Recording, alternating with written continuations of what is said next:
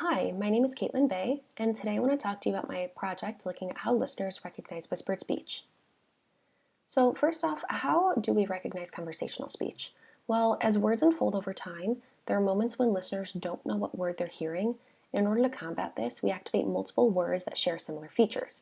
So, for example, as the word candle unfolds, listeners may activate catch, cap, candle, and handle before finally deciding on candle when they've received the whole speech signal. So, this is how typical listeners recognize conversational speech, but our listening environment is almost never ideal like these studies portray.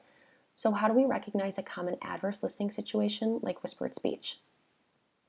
Well, with conversational speech, our vocal folds are vibrating, but when we whisper, we lose that vibration. So, this creates a challenge because for some words like peach and beach, the major distinguishing feature between them is whether or not your vocal folds are vibrating. So the question is, how are we able to recognize whispered speech when that vibration is missing? So this is a question we've thought a lot about in our lab. So we've actually taken a look at how listeners are recognizing whispered speech using this visual world paradigm. So here, participants see different images on the screen that correspond with a word. Some of these words sound the same at the beginning, like rope and rose, which are called cohorts, while some are rhymes, such as rope and soap. The participant will click the blue dot, hear a word spoken aloud over a set of speakers, and then click on the word that corresponds. As the word unfolds, we're using eye tracking to measure their eye movements to see which words they're considering in real time.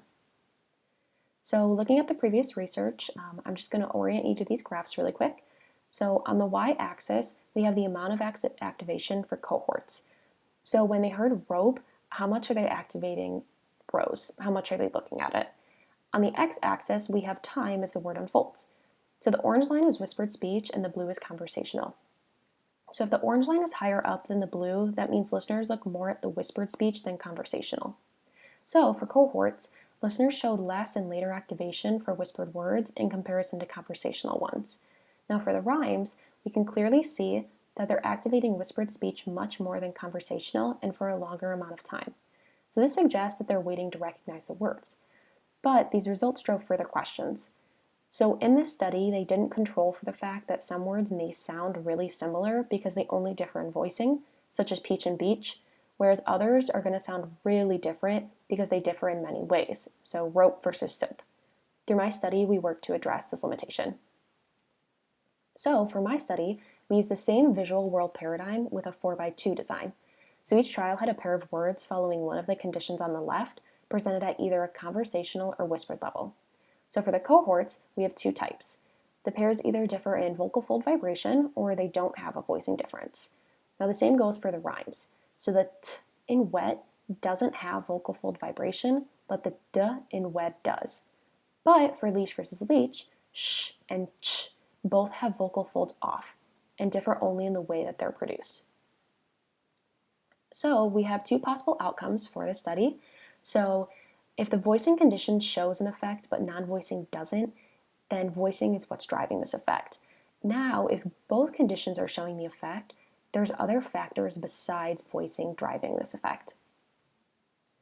So, with the results here, on the left we have cohorts, or words that begin the same, and on the right we have rhymes, or words that end the same. The top row are the words that differ only in voicing, so the vocal folds are either on or off, and the bottom are pairs that differ in production outside of voicing. So what we're looking for here is a difference between the red and blue lines. The bigger the space between the two lines, the greater the effect of that condition. So what we can see here is that we have slightly bigger effects for the two voicing conditions, A and C, as compared to the non-voicing conditions, B and D. However, the non-voicing conditions are still showing an effect. So this suggests that voicing is important, but there might be other factors to consider that are driving this effect. So back to our original question, how are listeners recognizing whispered speech? Well, just as we do with conversational speech, listeners are activating multiple words as the speech signal unfolds. However, the findings suggest that when encountering whispered speech, we keep those competing words around longer, especially when the only difference between words is whether your vocal folds are vibrating or not.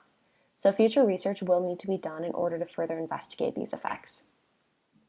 And then I'd like to give my thanks to iCrew for providing this opportunity, as well as Dr. Kristi Hendrickson and my fellow lab members for helping me through every step of the process. Thank you so much for listening.